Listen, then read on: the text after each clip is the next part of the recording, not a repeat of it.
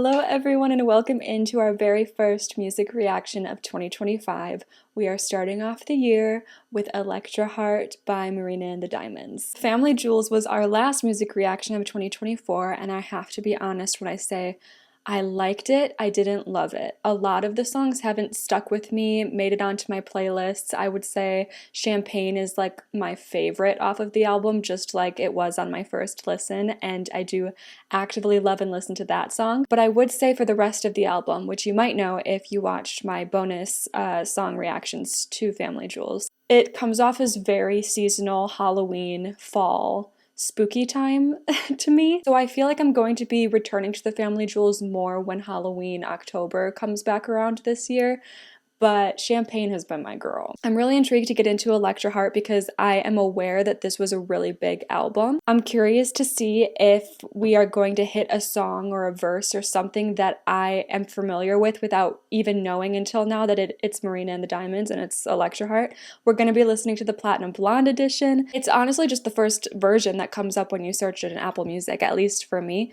So I feel like I should just go for it right away. I usually am somebody who likes to listen to like the standard album first and then get into like special edition versions and bonus tracks and stuff, but I thought it would be nice because it looks like this edition doesn't have any remixes. It's all just bonus tracks. It would be nice to just listen to the full Platinum Blonde edition right off the bat. I have a feeling that this is what I'm supposed to do. Because the standard edition of this album, it has, wait, when did this album come out? 2012. What a year for music. It was the best of times and the worst of times for music in 2012. 14 tracks on the standard edition, with the closing track being Fear and Loathing. Oh, interesting.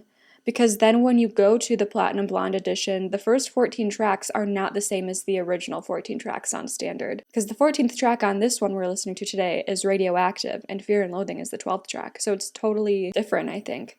Wait, I have to know which tracks are bonuses though. If it's going to be in a different order, I still need my brain to know what's considered a bonus song, so let me just write that down. Okay guys, I think I've just done the math. I've figured it out. So we have technically 5 new tracks on the Platinum Blonde edition versus the standard edition. One of them is Living Dead, which is randomly track 8, like in the middle of the album. We also have some songs that are in a different order from the OG album, and then the last 4, 16 through 19, are all bonus tracks as well. Interesting enough, we are ending on bonus track Electra Heart, which, just like Family Jewels, the Family Jewels track wasn't on the standard edition, it was only a bonus track, and it was also like the closing number of the bonus tracks, or the bonus album. Interesting format. Also, just know that I am aware, thanks to you guys, that this album is a concept album, and we are putting ourselves in the point of view of a made-up character who is named Electra Heart, from what I've picked up on.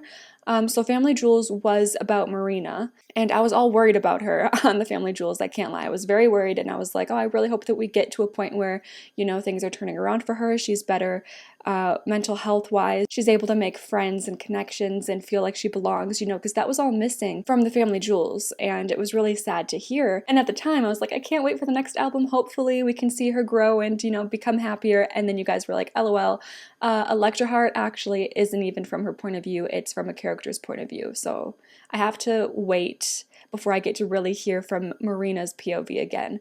But I'm still really excited about this because I love a concept album. I think they're so cool. So without further ado, let's get started. Oh, I have to claim a track. I almost forgot.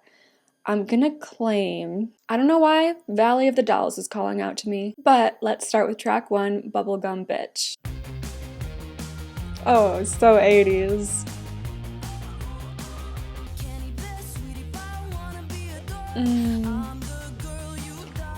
I know that.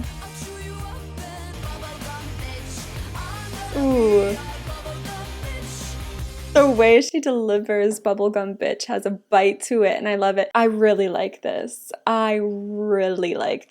First of all, I can dance to it, which it's 2012. We're gonna be dancing to the album if it comes out in 2012. But I also love that we're getting thrown right into who this Electra Heart girl is. Like, she is carefree, she doesn't care what people think of her. She wants to be adored, but she kind of just expects that it will happen rather than worry that it won't. Clearly, she has this thing where she's not too committed to anything, and and, you know, anything that comes along is for a good time, not a long time type of vibe. It makes me curious of whether we're gonna keep this energy, I don't know. It's already pulling me into who Electra Heart really is at the core, and if we're gonna peel back those layers, or if this is gonna be more of like a fun dance party album where it's all a facade the whole time and we're just happy party, go, go, go the whole time. Also, literally this first verse is already making me think of how we have a track called How to Be a Heartbreaker, because that's what she's giving to here.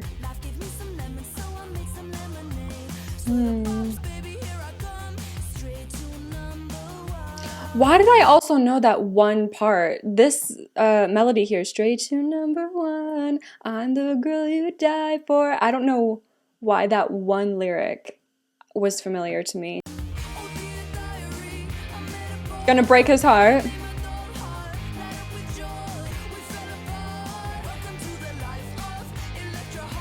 Ooh, this is so cool. You know, one of the things I loved about Family Jewels was how theatrical it was, and that felt so theatrical, especially being the first track, saying welcome to the life of Electra Heart. But also there's some bitterness there. It's not all like butterflies and roses. She said, you know, I met a boy.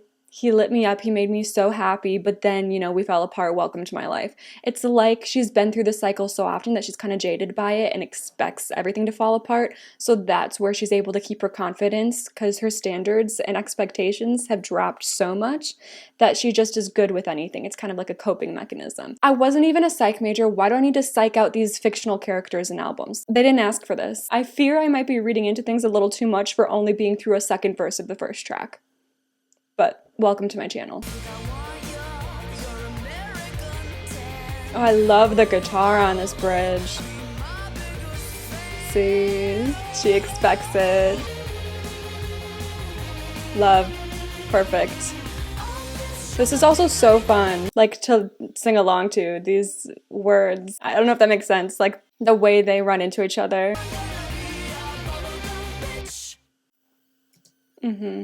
That's how you start an album. I loved this, and I kind of am hoping that this is the type of energy we stick with through the entire album because I loved it sonically so much. It's weird because it sounds like I can tell by the sound, not just the voice, but the production, that this is Marina and the Diamonds. But there is still something very different and fresh about it versus the Family Jewels production and sound, and it's really just getting me excited for the rest of this album. Next is Primadonna. We've met Electra Heart here in Bubblegum Bitch. I can tell you right now, Electra Heart is a prima donna. Although she could be trying to take the angle of like calling out all the other people who are prima donnas. But I think she's just gonna own the title for herself. If I know anything based off of one track, that's my guess. Oh, I love this register of her voice. Yes, she's the prima donna.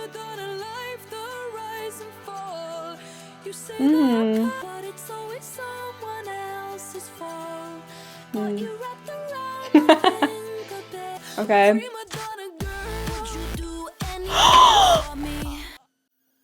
Buy a big diamond ring for me. I didn't look at the lyrics. I know this song. Shut up. First of all, I freaked out because I loved the bass drop. Second of all, I freaked out because I know this. I know her. I'm so excited. Why am I emotional?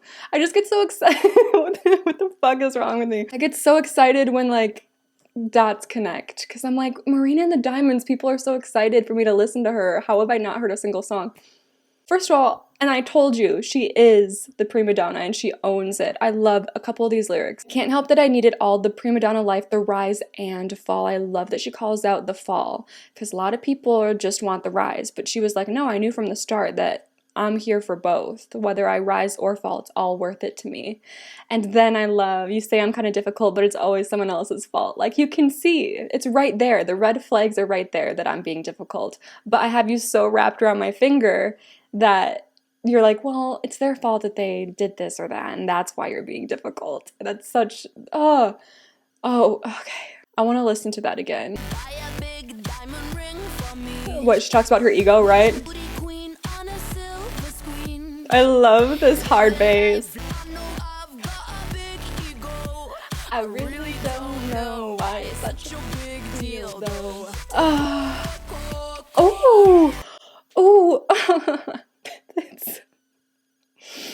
This might be my album. Out of Family Jewels and Electra Heart, based on the first two tracks, this might be the one for me. Shut Up, her admitting that she's sad. Okay, I'm so happy because I really thought, based on Bubblegum Bitch, I was like, we might just be kidding ourselves through this whole album, because that's kind of what Bubblegum Bitch is. It's veering into that territory of her being like, it's fine, I'm fine, everything's fine, I know what I'm doing, I'm in control.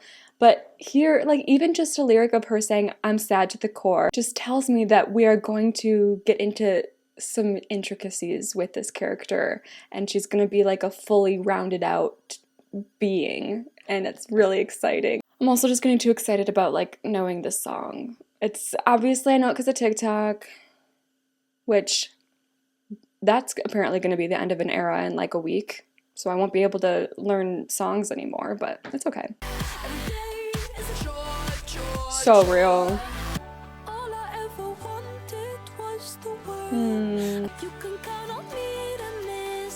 Okay. Oh, it's so good.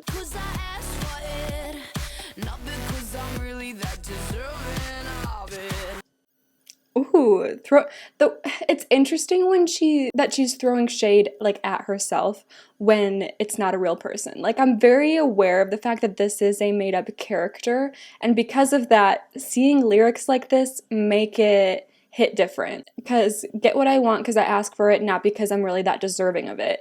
It's kind of like, wow, that would be a crazy thing to say about yourself. But I feel like Marina is kind of calling out a type of girl that exists in the world, or person even, it doesn't have to be a girl, and how people just get things handed to them sometimes and they expect the whole world and they could care less about the people who have to like climb that mountain to get to the top, and they're just placed on it and they're like, cool, you know? I don't want to go all out and say nepo babies, but what if you looked at this album through the lens of like a stereotypical nepo baby?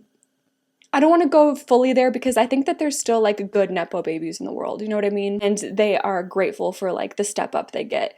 But this girl right here just said, I just get what I want because I ask for it, not because I'm really deserving of it. And it doesn't sound like she has an issue with that, which is like side eye. Oh, okay. We know she thinks she's the main character.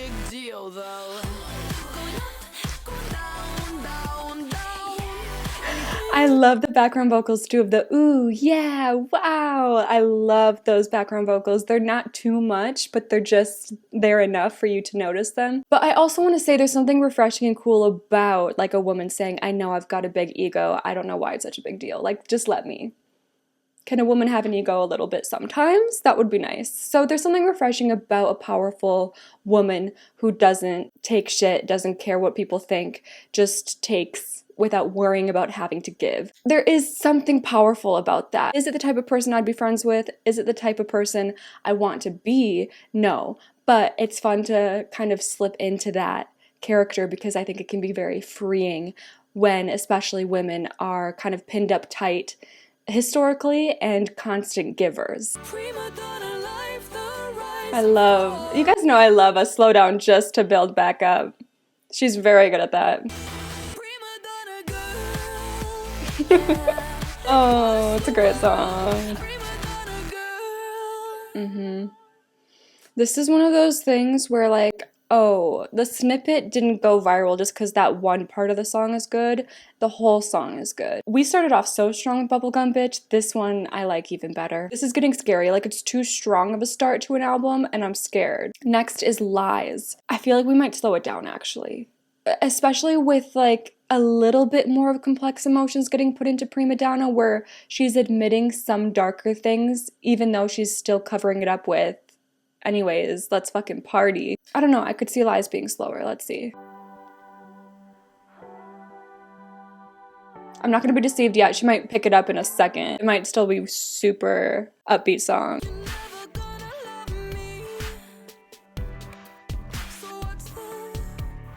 Oh, first of all, we're getting in our feels. Because we've already established in the first couple songs that she kind of doesn't believe in love that lasts. And she has accepted that and been like, okay, whatever, I won't expect it. But you know deep down you're gonna be upset about it. You're never gonna love me, so what's the use? Yeah, she's given up. She's given up on a love that can last. But also the production of this one.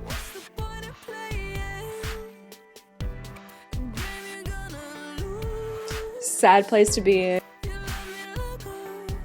Right, that just makes it hurt more, the rejection.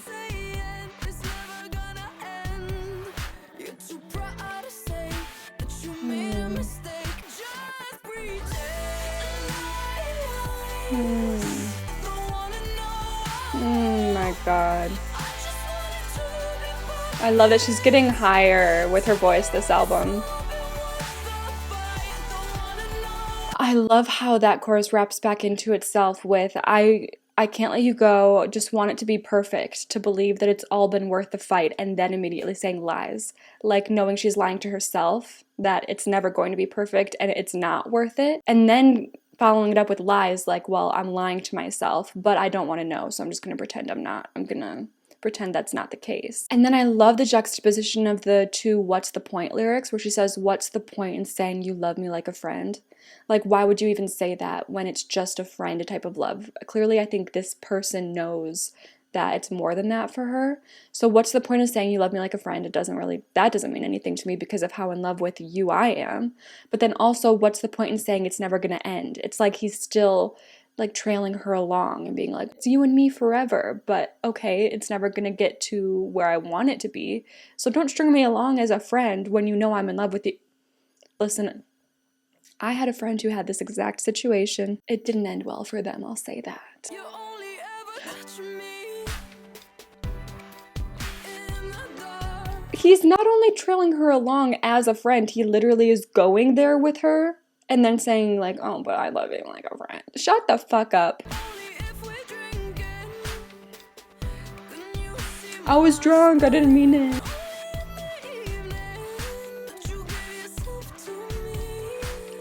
When no one knows to what he really wants. Oh my god, these lyrics are great. Not the greatest coping skills. That's not what good music is about. We don't sing about good coping skills. Beautiful. Oh. I was expecting it to do like a dramatic complete stop of sound and then get back into it, but I love that, whatever that was, way more. Unfortunately, our most relatable song on the album so far, I would say. I mean, I get it, because it gets to a point sometimes, like in a relationship or a crush even, or whatever it is, situationship, where you're like, I've been sucked into this for so long that I have to believe it's worth it. It's been worth the fight that I've put up. If it feels like a fight and all this back and forth, it's not worth it, guys. There's a certain lyric I wanted to touch on. You're too proud to say that you made a mistake. You're a coward to the end. I wonder what mistake she's referring to, if she has a specific thing in mind. To me, if I look at the song as a whole, the mistake would be hooking up with her. I think he accidentally hooked up with her one night and then the next morning was like, oh, we're just friends though, like that was crazy, but I love you like a friend, you know that. And that probably turned her whole world on its head. She almost wants him to admit like we shouldn't have done that, because then that would stop her from having any more hope and it would help for her to let it go, but he still likes the attention. So he's not going to say that, or he's just an idiot and doesn't see what's happening, which is also very plausible. Next is Homewrecker. Another interesting one where I'm like, kind of like Primadonna, where I'm like, are we talking about ourselves or somebody else? I wouldn't be surprised if this was another one talking about ourselves. Every boyfriend is the one. Deception and perfection are wonderful traits. One will breed love, the other hate. I don't belong to anyone.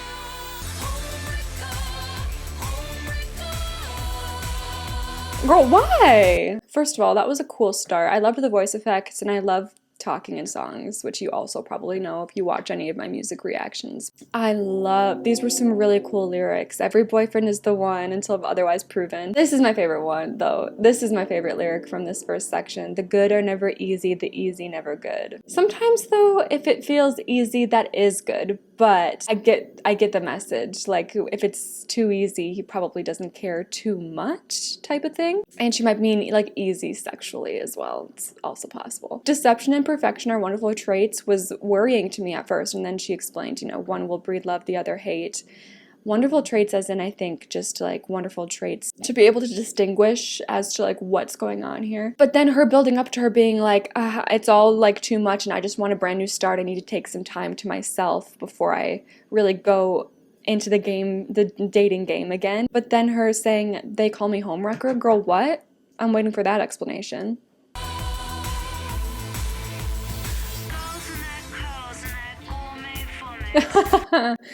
Gourmet vomit. Never thought I'd hear that.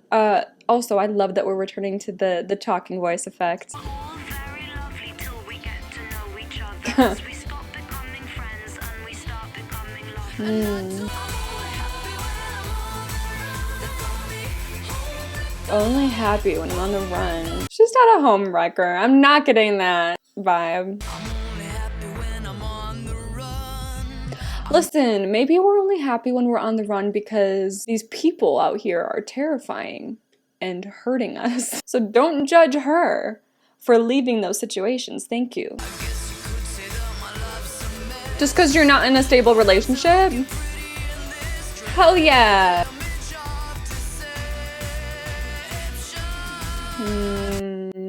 It's giving, oh my god, there's an Ariana song. Oh, I admit that I'm a little messed up, but I can hide it when I'm all dressed up. That's what I'm thinking of from Ariana. That's what this lyric's giving. Still looking pretty in this dress. I'm the image of deception. Like, because I can make myself look gorgeous and look like I'm having a good time, you think that I'm breaking these hearts just for fun because I'm good at putting on a facade. And then you throw these accusations at me, like I'm a homewrecker, like I'm enjoying all this stuff not working out.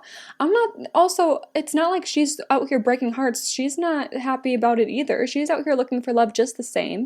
Everything is life and death. You may feel like there's nothing left, but deep down all you want is love. What I say, Kind.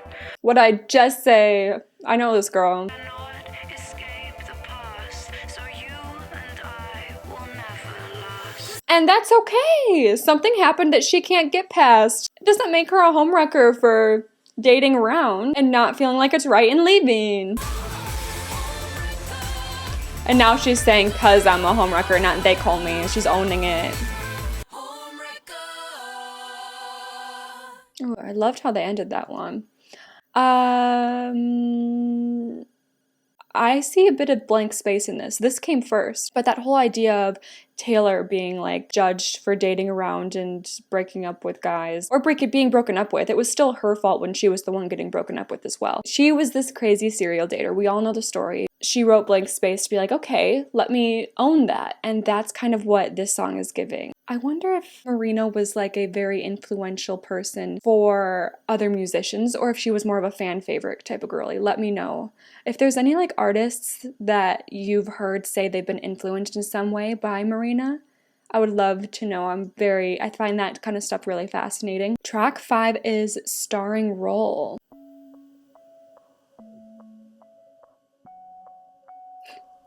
I'm so sorry. This is immediately reminding of a song off the Twilight soundtrack, and I just know that once we start the lyrics, it's not going to sound like it anymore, but just that beginning chunk sounded just like this certain song, and I'm going to insert it here, and then we're going to move on.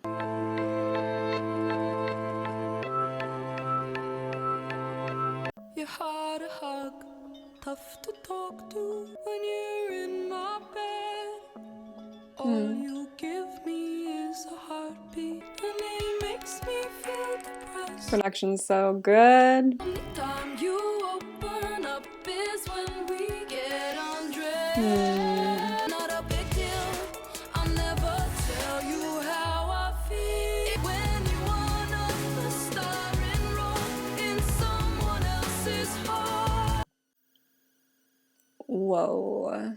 Yeah, that's rough. All the lyrics in this song are rough. It's like she's aware that she's not getting through to this person at all, that she's having this intimate relationship with, and so she's kind of putting her guard up too, because she sees their guard is up. She's like, okay, I'll do that too. First of all, if you're at that point, walk away. Stop. Just stop. it's not going anywhere good. But this is a really hard hitting lyric. It almost feels like a joke to play a part when you are not a starring role in someone else's heart. Like, it's one thing to be playing a part to keep someone interested. It's a really sad thing to do. Obviously, the goal is to be able to be completely yourself with someone, and when you're trying so hard to be perfect for them because you know how much they like you, that's hard. But when you're still doing it when they don't even like you anyway, it's like a whole other level.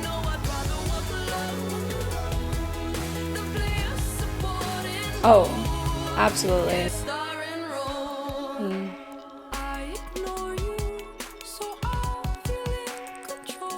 Oof.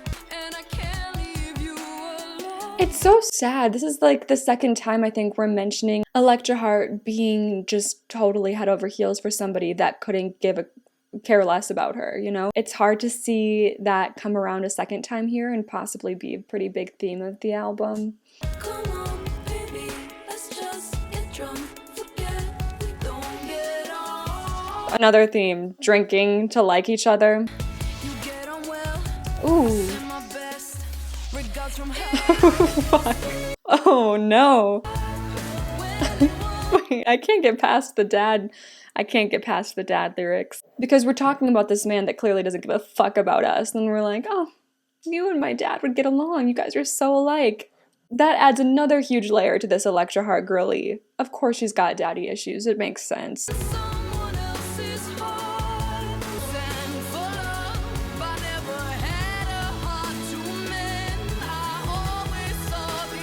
That's what I'm saying. That's so sad. That's so sad that she just goes into things expecting it to not end well. So then she's like, it's fine because I expected this from the start. No, girl, that's devastating. It's not good that you can foresee and expect these horrible things to happen.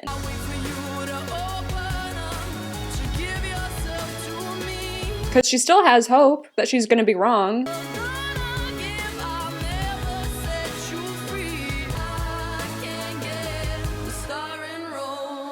Oh, I love like the intro, the intro and outro of this song, the simple production.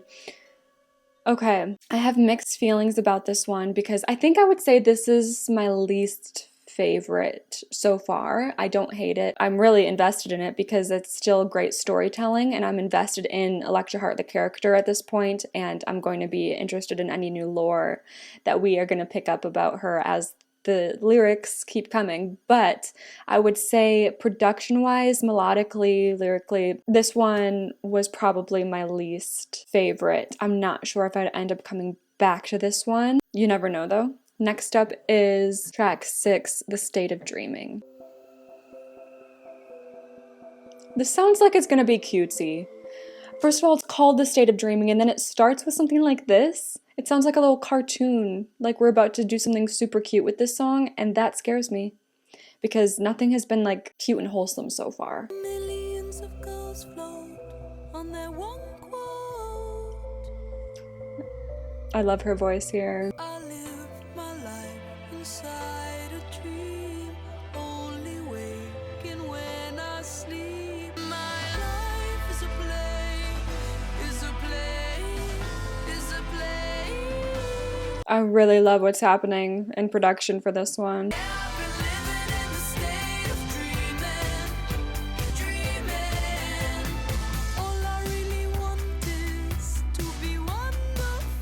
I don't know how I feel about this one either. Oh no, I don't know. I don't know. I mean, we're not even halfway through the song. But I loved like that section where it felt like it was like real instruments there for a second. It felt very theatrical, whatever was happening in production. And then we, you know, hit hard again with computer-made instruments and stuff. But I'm picking up on the message, you know, like the fact that she is basically going through life in a sort of disassociation because that's her way of coping. I mean, it makes sense because she's introduced herself as somebody who pretends to be someone for everybody else's gaze to make her feel more confident and less vulnerable. This is along the same vein where she's like, I pretend when I'm awake. I like to be in control, and so she kind of just makes things up as she goes to keep that persona up. And then she gets to finally relax and just be her real self when she's dreaming, because yeah, her psyche takes over and she is allowed to let go of control and just be herself in a way that she's not allowed to when she's conscious. Oh, I wish the production was softer on this one.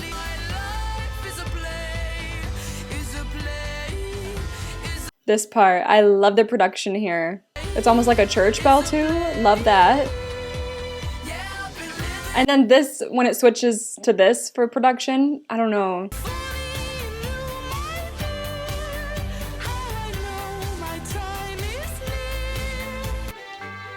This is beautiful. I wish there was more of that, like just that. The strings and the bell is everything. Yikes. I mean, I picked up on this aspect of her character here, given what we've gotten so far, but this is more on the nose about it, where she's just like, if she pretends to be someone else and she pretends, you know, and she acts like her life is a play, that is not real. So it's like you don't have to be genuine with like your fears and harder emotions, because it's like, well, that wasn't really me. I'm not really being myself, so it's not a big deal if this person rejects me or this person doesn't like me. And if my life is a play, you know, that's much more in control than just admitting that it's real life, which you can't have total control over. Looking at herself as the main character, director of a play, lets her distance herself from her life. It's a really scary coping mechanism, I would say, because a state of dreaming, like that's not a way to live life. It's a really sad and dissociative behavior. And again, it makes me curious of how we're going to close out this album, if we're going to end with her still kind of living by this mantra or not. Next up is track 7, Power and Control. Ooh.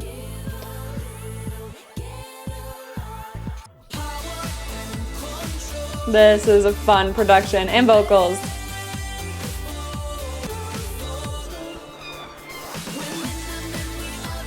Oh my gosh, there's something so Billie Eilish about the production here. The transition from I'm Gonna Make You Fall to Women and Men. This part. It doesn't have to be.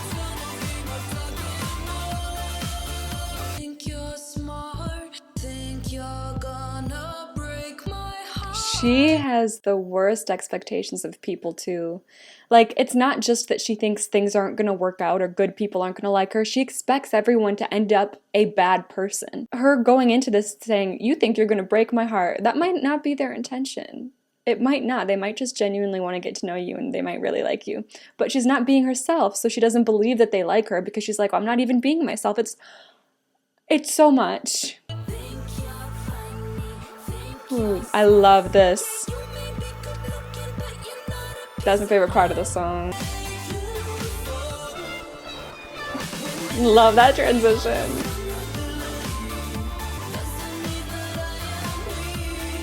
Yeah. Yeah, vulnerability does not equal weakness. Love that we're acknowledging that. Oh. But the way she's transitioning makes it sound like she's admitting I am weak. That's interesting.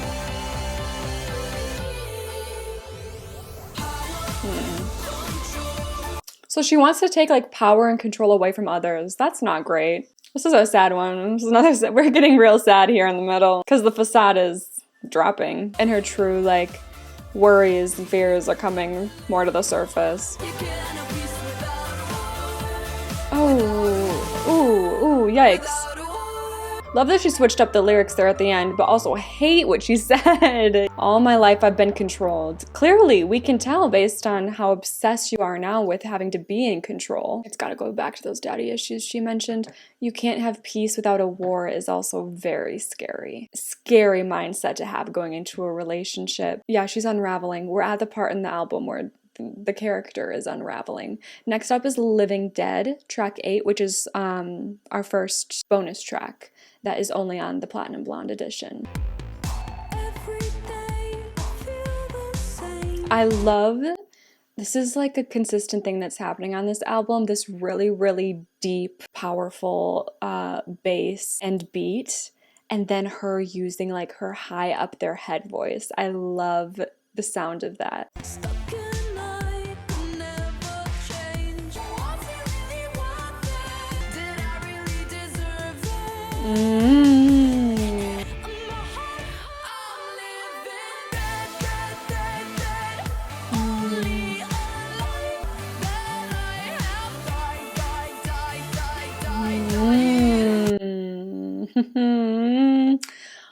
Yep, she's putting on this facade, this character. She's pretending to be something she's not. So by pretending, convincing herself that her real self is dead and she can be whoever she wants to be, she can just pretend, act like her life is a play, that's when she feels alive. But I feel like that's only in the perception of others. That's not really what's going on in here and in here. Also, her calling out, "Did I really deserve it?" goes back to, I think it was Primadonna, where she's like, "I don't care if I deserved it. Like, I'm just gonna take what I can get."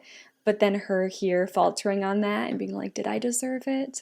Because she's acknowledging that she's just not being herself, and this fake persona is what's getting the attention, not the real her.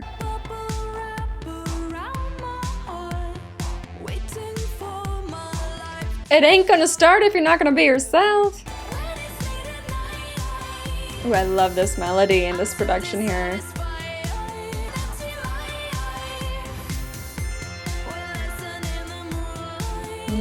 Didn't she mention before too that like some guy was only able to feel free at night, and like that's when he let everything go and just gave into what he really wanted? It's kind of a similar thing that she's saying here for herself, like the weight of an empty life will lessen in the moonlight, but I think it's only because, I mean, it's her referencing the metaphor of being a zombie, being the living dead, and the dead come out at night. That whole idea is the picture being painted here, but also it's like she is best at pretending at night, and it's easier to pretend when she's not in the light. That light isn't showing everyone who she really is when it's night, and it's easier to kind of masquerade.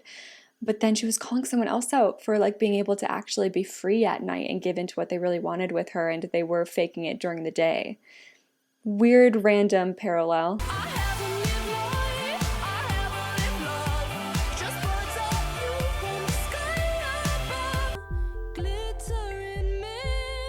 The production is giving glittering mist.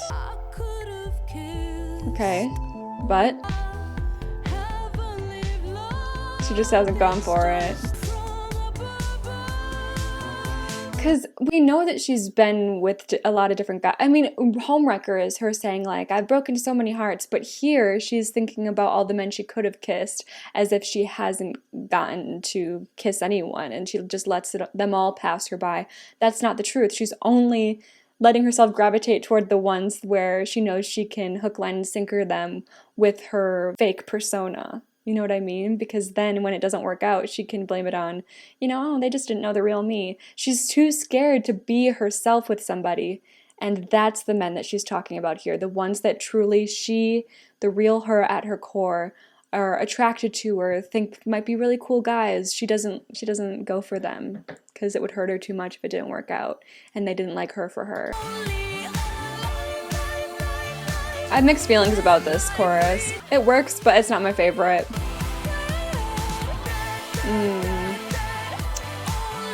This isn't the type of chorus where I want a double chorus to end a song. It's cool for her to return to her Halloween roots though. Painting the zombie picture is fun. I don't know how I feel about this song. Like I said, the chorus wasn't my favorite, but everything outside of that I really enjoyed. I enjoyed the metaphor. I think it's interesting placement though. Like for this being the one bonus track that isn't added on at the end of the track list, for it to be in the middle, makes me curious about how this could possibly be a turning point going forward for the rest of the album. Because she's definitely admitted things here and there about how she operates in tracks 1 through 7, but this one, Living Dead, it's like very on the nose, and her being like, I'm literally just not myself. I guess State of Dreaming was like that too, for sure. But okay, let's see what track 9, Teen Idol, gives us. I wanna be a bottle blonde. I don't know wanna stay inside all day. I want the world to go away. I wanna be a real fake. Yeah, I wish I'd been teen idol. Wish I'd been a prom queen. Better being 16 and putting up a Bible. Feeling super suicidal. The wasted youth, the pretty lies, the ugly truth. I have died only to find I've come alive. Not where I thought we would be going. That is heartbreaking. I was like, oh my god, so crazy. I'm relating to this like more than any of the other tracks. And then it took a turn. I'm lucky. As a teenager, I was oblivious to hardships of mental health. I was just oblivious to a lot of stuff as a teen. I didn't think very deeply. I was just going through life like, I hate my acne. That sucks. That was my biggest problem as a teenager, which I'm very grateful for. I want blood guts, chocolate cake. I want to be a real fake. I wish I'd been a teen idol. Wow, because now she's reflecting on her wasted years, wasted youth, and how she was just having such a hard time, and she wishes that she had lived a different, high school life, teenage life, that she did all the things that seemed insignificant to her because her mental health was so bad. She didn't get excited about the usual teenage things. She just was struggling with wanting to stay alive. But now she's saying, now I've died and I've come alive again. I think she's talking about the transformation of realizing she can just pretend to be someone else. And now she's saying, like, I wish I knew that when I was a teenager and I could have just put on the smile, put on the prom dress and pretended and realized that I could do that to fake my way through life like I am now, which is not good. I wanna be a virgin, pure 21st century whore. I wanna drink until I ache. I wanna make a big mistake. Feeling super, super, super suicidal, the wasted years. Only to find I've come alive. I wish I wasn't such a narcissist. Oh God, I'm gonna die alone. Ooh, that's an interesting take on herself.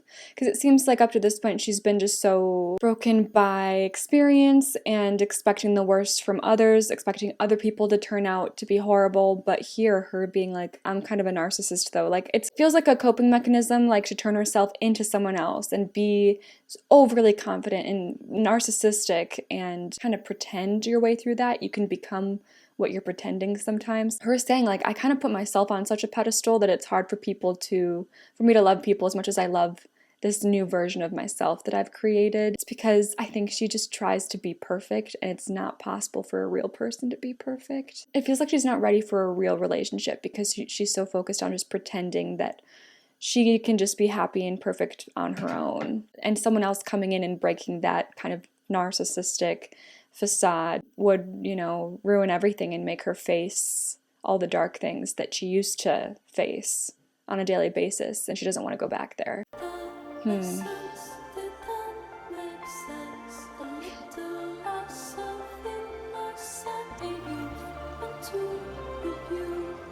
I know.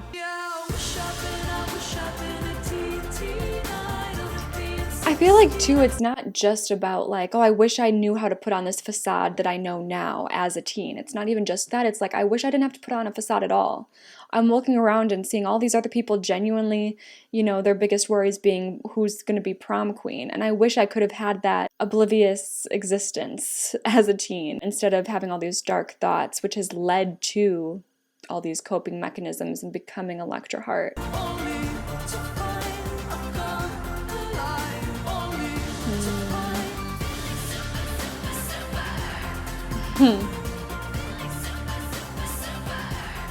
Feeling super. Honestly, listening to this song though, without the context of the rest of the album and what we've learned of Electra Heart, you could take this as an uplifting song. You could take this as someone who had a really hard time in their youth and have learned to let that go and come alive and become something new and better and happier. You could take the song like that. It's just that with the rest of the context of the album, I'm reading a lot more into it. Let me know how you choose to hear this song because it can be really dark or it can be really hopeful, I guess, in a way. Next up, we have my claimed track, Valley of the Dolls. Let's see. Whimsy. Ooh. Got a hole inside of me. Born with a void, hard to destroy with love. Oh, Born with it is sad. broken from the start and now. Valley of the dolls we sleep. Got a hole inside. Oh, I love the tone of her voice here and the stacked vocals. They're not too much.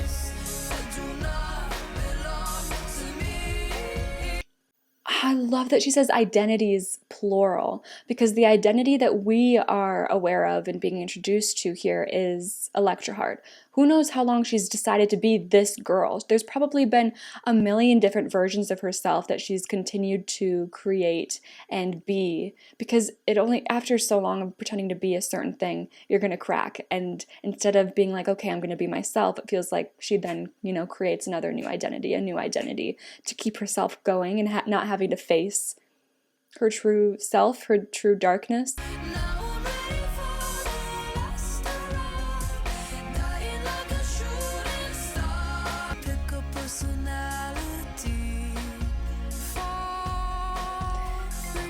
It's so weird. I think it was a really common thing maybe it was just me, and it never really worked out, but was it a common thing in middle school and high school, especially when you have summer break and then you're gonna go back to school, the obsession with like, oh my god, I'm gonna get pretty this summer.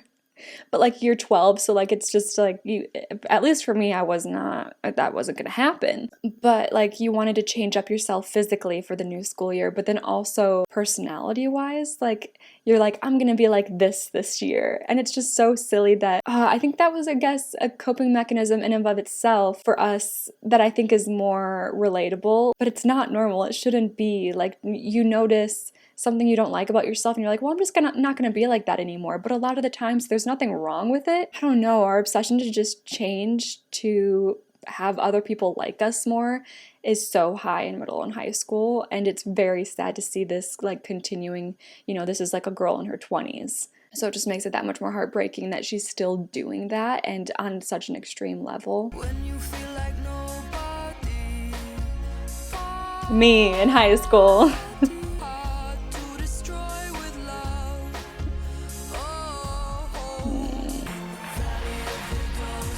I love how gentle her stacked vocals are here. It sounds so good.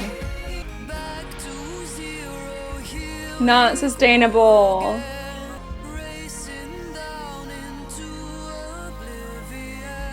Exactly. Every new identity that you start, you're going to run it to the ground.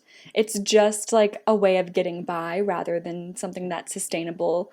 And it's so sad that she's self-aware of that. She's not even like, I'm gonna be this person and this is who I'm gonna be from now on. It's like she knows she's just gonna run this identity into the ground and start over and over and over. I can feel it coming to the end. Got a hole inside of me. Now I'm ready for the last hurrah. I wonder what she means though by I'm ready for the last hurrah. That could be taken really, really dark, like she's ready for life to be over, or is she like ready to be done making identity after identity after identity? And she's saying maybe it's too hard to keep living this way and I should just try to be myself. Sadly, I doubt that that's what we're talking about, but I'd love it if that's how you interpreted that, because then I will too.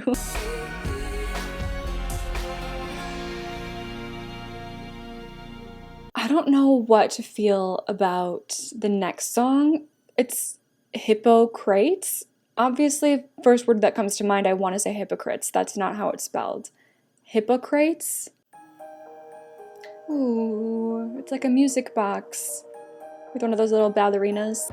You're the lonely one and only body in the world. Can feel like that sometimes. You say that love is not that easy, and that's the lesson that you teach. Who are we talking to? Hypocritical, overly cynical.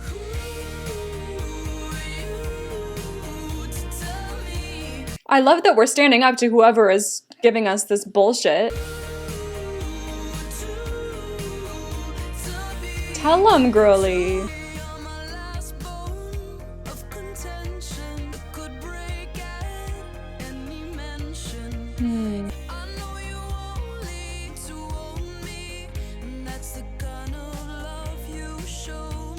I fear we might be talking to the dad. Could be reading this totally wrong. It could be taken in a romantic way and like a toxic relationship that really bent and broke her. But for some reason, I'm being pulled to her speaking to her father. That gives dad. Oh. I love that melody. It's so giving dad, right?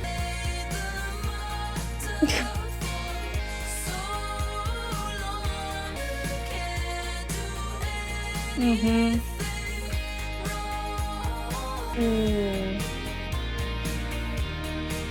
This feels so timeless, like just classic guitar. I really love when Marina like strips herself down to just like the classic instruments because she has such a strong voice. She doesn't need crazy production all the time.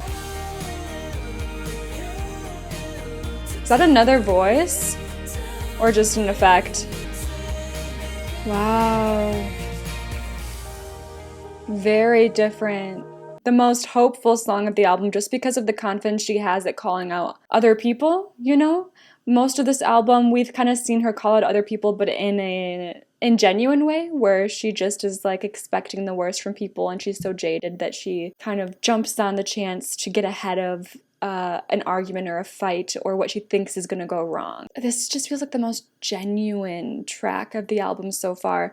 This feels like the real girl behind Electra Heart. And it feels like she's talking to her parents. And I think it's so brave to stand up and say this to them. I do wonder why, though, Hypocrates is spelled that way. I think I might go on Genius for this one. The song title is a play on words. It combines Hippocrates and hypocrites. Hippocrates was, like Hippocrates. It was an ancient Greek physician who's known as the father of medicine.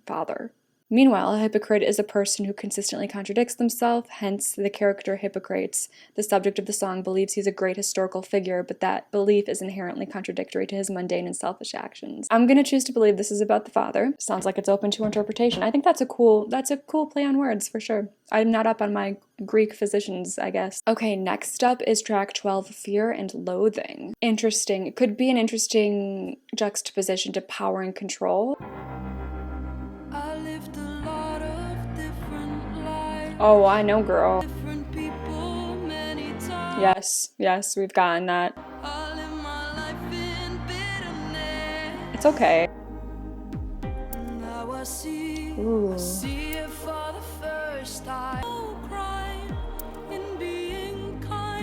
Not everyone is out to screw you over. Maybe they just wanna get to know you.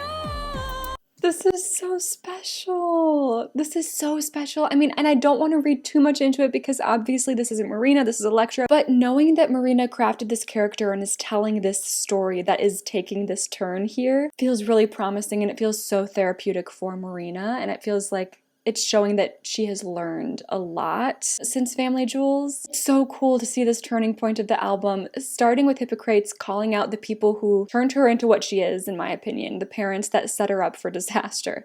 And then growing up and learning, not everyone is out to get you. You don't have to put up this front all the time. You don't have to pretend to be someone else. There's people out there who are just kind and who might just really like you for you. That's a really special thing for her to realize. Oh, I'm so excited for the rest of the album now.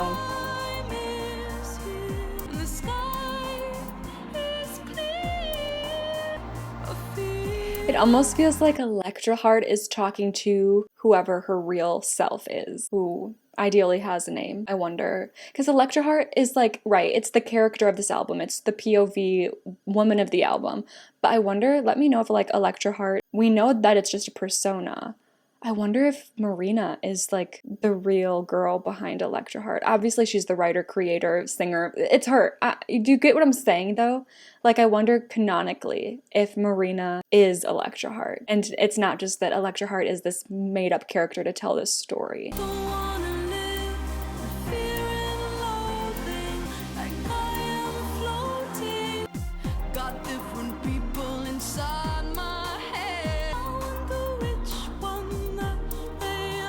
Doesn't matter.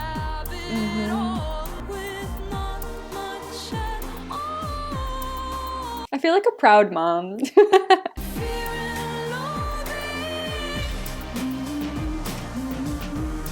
I have to be honest, I don't know how I feel about the song itself. I'm so excited where we're taking the turn lyrically.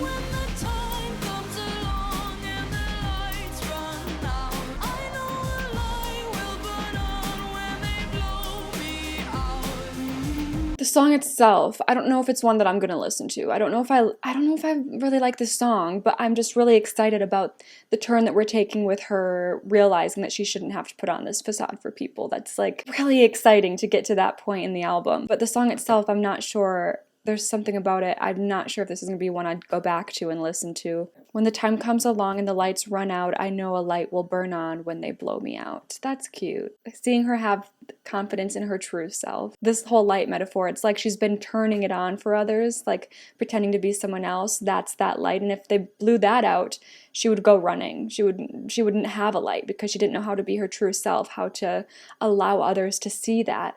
But now she's saying, you know, she's not fearful of people seeing who she really is. That light is going to burn on even if they try to burn her out. Love. Lyrically, I'm really excited about this song. But realistically, I don't think it's one I'm going to continue to listen to.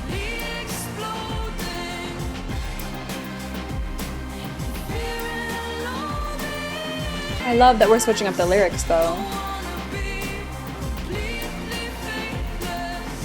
I wonder if she means that in a religious context at all, or just the general concept of having faith that things will be okay. I just think that because of her mentioning as a teen, like burning a Bible or something.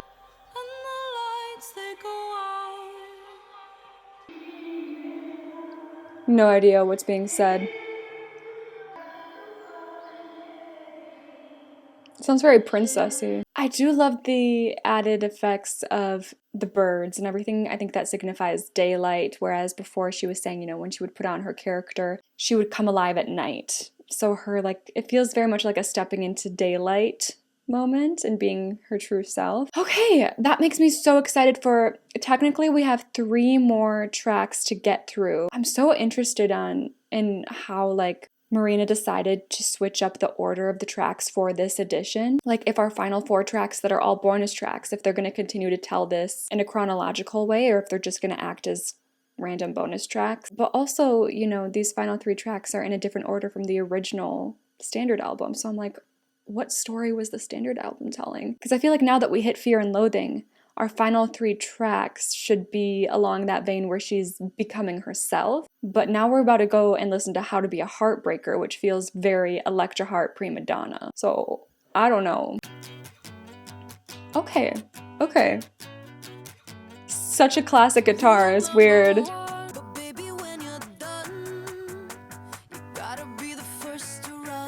What did we just learn in Fear and Loathing? I'm gonna still have fun.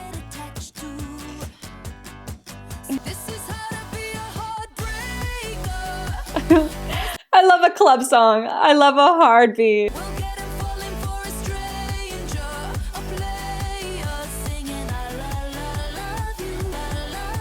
At least I think I do. That's fun. That's fun. This is fun. This is a fun song and I like it, but I'm devastated of its placement. I'm devastated that we're going into this after a song like Fear and Loathing. Make it make sense. It doesn't. It doesn't. But it's so good. At least I think I do. Please. Oh, okay.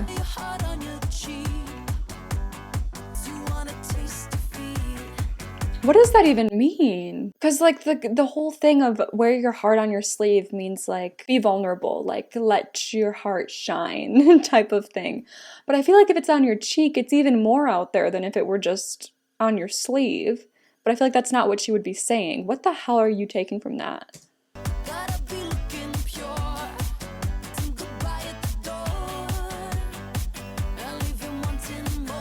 There's something very Charlie about this song. It feels so Charlie. At least I think I do. The whisper.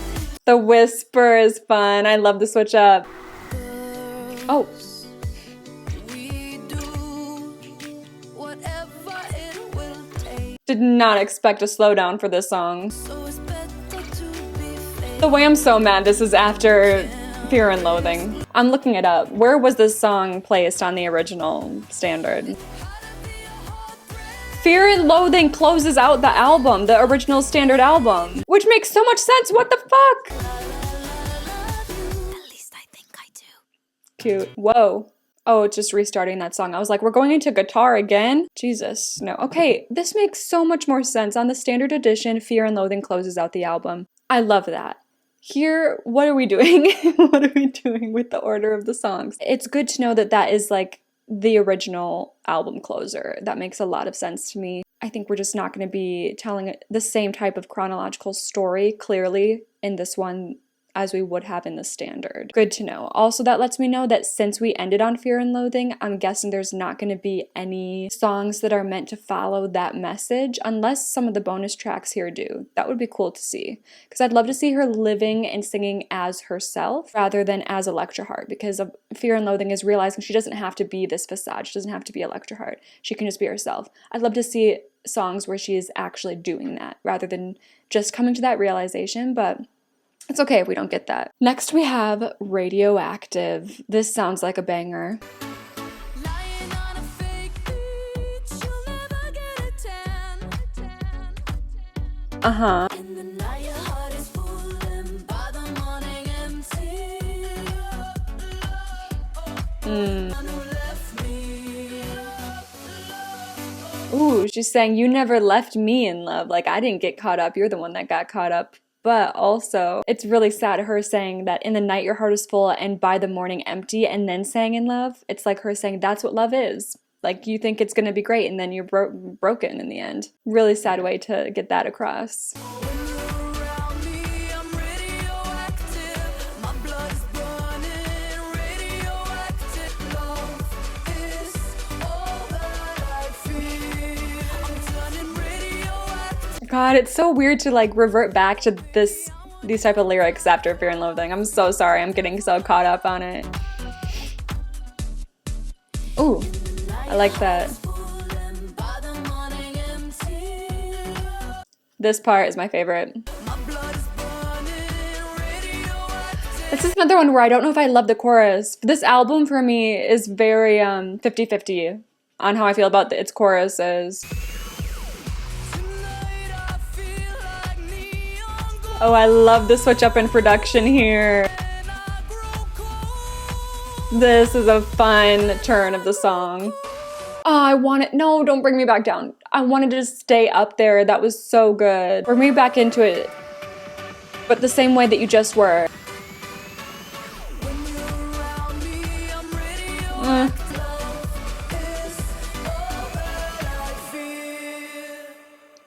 Mixed feelings. I'm sorry. Like, apparently I'm a person where, like, the story of an album. God, maybe I should stick to listening to, like, standard edition albums first, because I'm someone who, I love the story that's meant to be told in an album. I love listening to an album front to back in its original edition, because that's the original story that's meant to be told. And here, I just, like, I feel like this song I don't like as much just because of its placement. And I don't want to have that working against it, because what if I would have liked this song more if I hadn't heard Fear and Loathing first, which would have happened if I listened to the standard edition. I don't know. It could be a me problem. I also said I was like a little bit, I'm not sure about the chorus. Most of the production I was into and just the feel of the song I liked, but I didn't love. But I'm also like, am I just being picky now because of the story of the album being a little bit different from how I know it was originally meant to be told? Guys, I think I'm gonna have to stick to original standard editions for a first reaction from here on out. But next is the last track that is not a bonus track. So technically the closing track in a way of this album, but not really. But we have Sex, Yeah. All right. Interesting start to a song.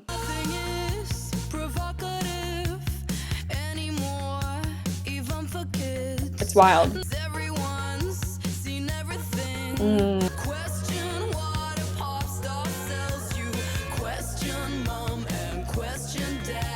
Interesting. Very different.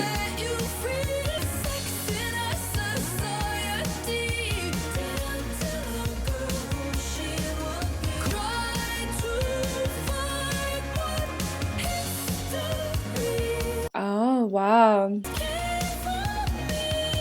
When we're first introduced to the song, you're thinking sex like the act, but I feel like she's talking more like sex, like biological sex, and those expected gender roles that can come along with it. That's really cool. It's interesting that she started with like, nothing's provocative anymore, we've seen it all, but you should still question everything despite how much you are exposed to. Question what you are exposed to is basically what she's saying, and then question why you feel like you should be this way or that way. And make sure that's really how you feel. I think, wow, this is like a really layered song, and I was not expecting a song like this, given what the rest of the album has given us, being so personal to Electra Heart. This is more like a song with message for the world.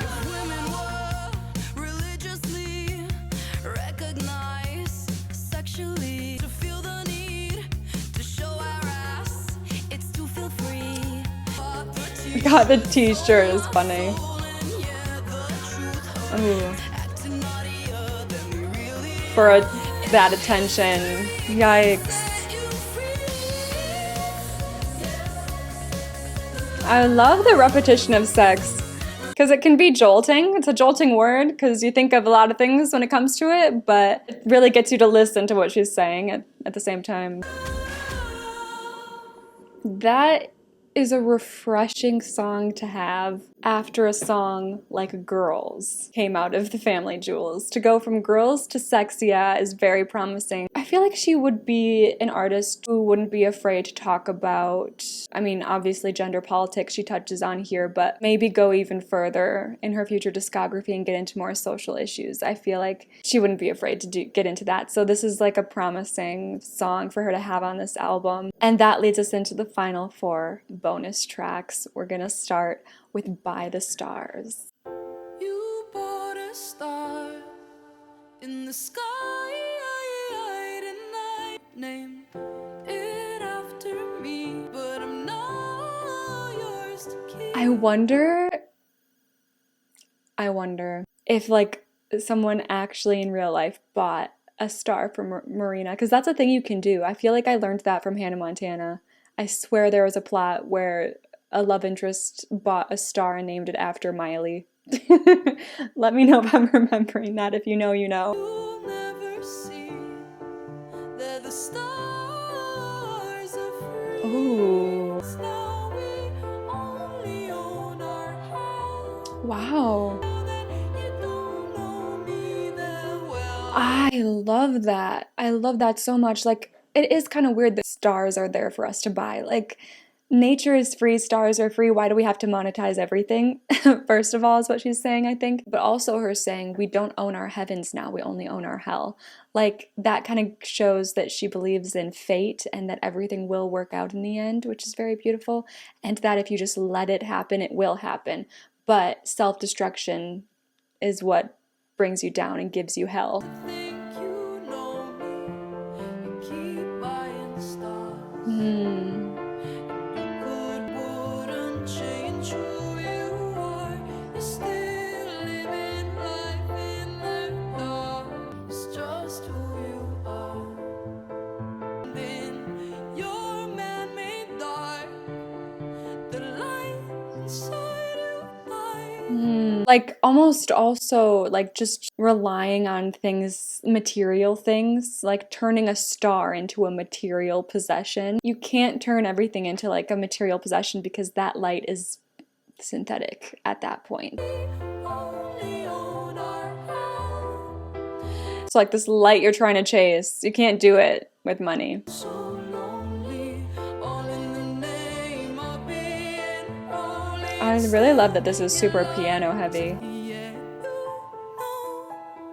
Ooh, beautiful piano melody. Ooh, dark.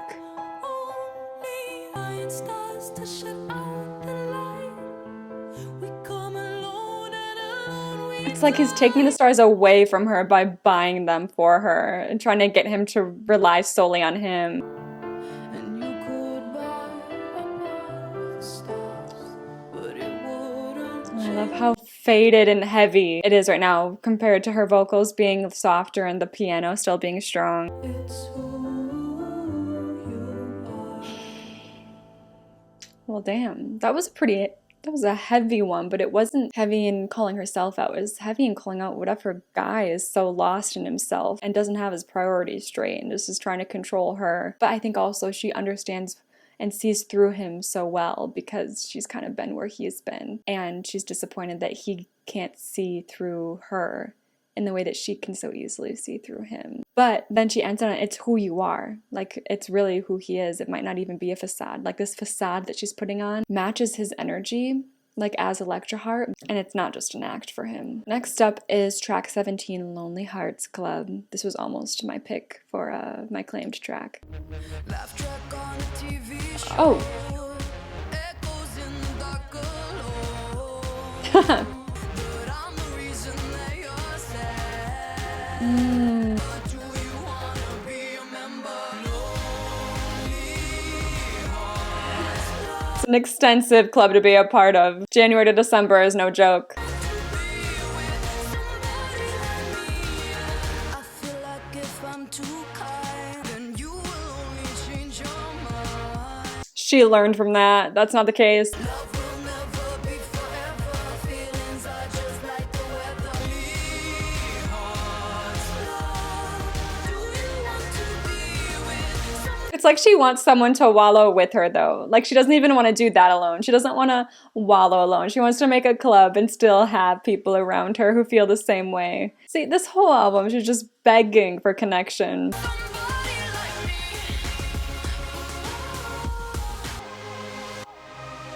So many of these instrumental breaks on this album as well before going into the final choruses. They're shorter, but pretty consistent. Somebody like me. This is a fun production. This is a fun one. It is similar to me to How to Be a Heartbreaker in production, in the feel. It's just, the song is just ironic. It's so funny that it's called Lonely Hearts Club, but the whole time she's just trying to recruit so she doesn't have to be lonely. I see you. I know you, Electra Heart, okay? Next is E.V.O.L.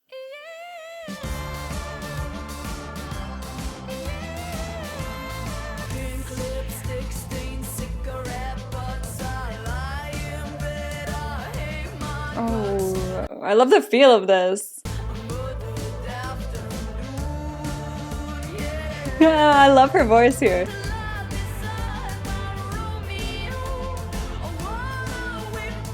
Ooh, yikes. Ooh.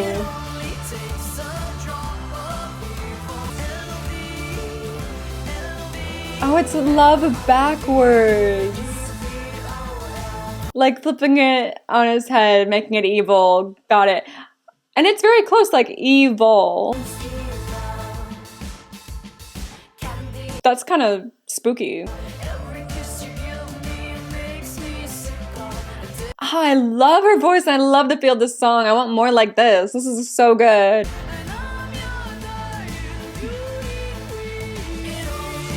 I love the feel of like them both just giving into themselves with each other. Like, it's not good, it's not healthy, but I love it. Love. I like this repeating.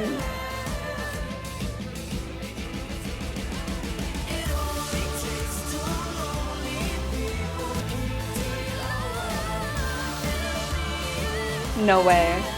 I think this might be top 3 of the entire album for me.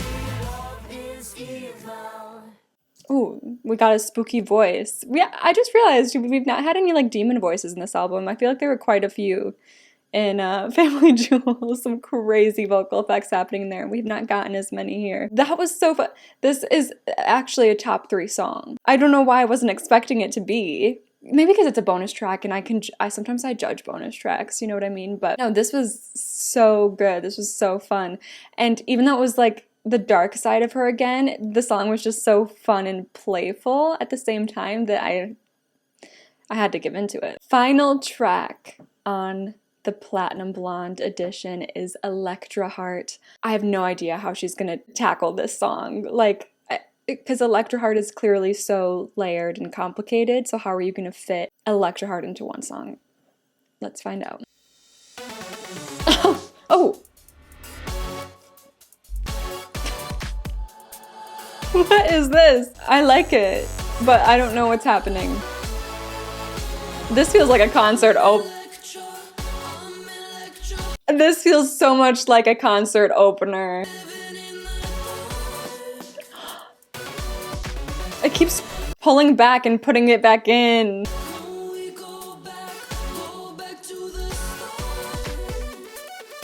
This is so interesting sonically. Oh my god, I have chills.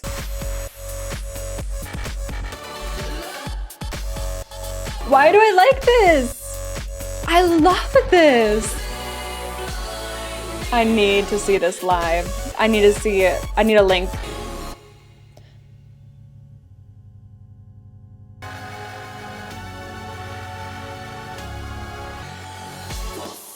Oh. Oh no, we're back. Okay, we're back.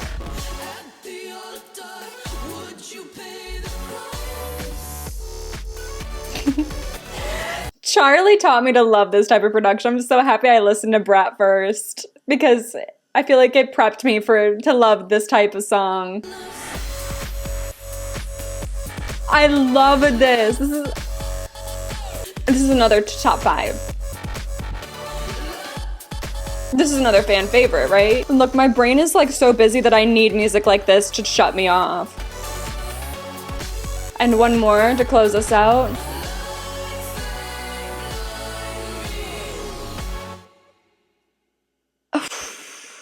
That's a great song. I don't know how I feel about it. That feels like an introduction to Electra Heart. Definitely. Like very surface level introduction to Electra Heart lyrically. But production, it goes so hard. It goes so hard. I just have to imagine that she opened up the Electra Heart tour with this song. I feel like there's no other option. That was the album Electra Heart Platinum Blonde Edition. I hope you're not upset that I listened to the Platinum Blonde Edition. Like I said, I'm gonna stick to standard editions from here on out. But 2 of my favorite songs of the whole album are literally E.V.O.L and Electra Heart. So I'm happy at the same time that I listened to this today because I got to listen to those 2 songs. But let me know what your thoughts are on this album. I liked it more than the Family Jewels. Not by a crazy amount, not like so much more, but definitely enough more for me to, you know, realize it, that this is probably my preference. And I will try to put together a ranking based on my first listen. Here it is. This is my ranking. Again, let me repeat, based on a first listen, this always changes, but let me know what your ranking would be. Let me know what your experience is with this album, if there's any lore about the album that you think I should be in on. We're gonna leave it there. I think next music reaction from me is going to be Perverts by Ethel Cain, which is kind of intimidating right now because it's literally an hour and a half long and like 9 songs, and so many of the songs are so long, and I've heard that it's a very ambient album, so I'm like, oh my god, am I going to have nothing to say? But it's Ethel Cain, so I probably will have stuff to say.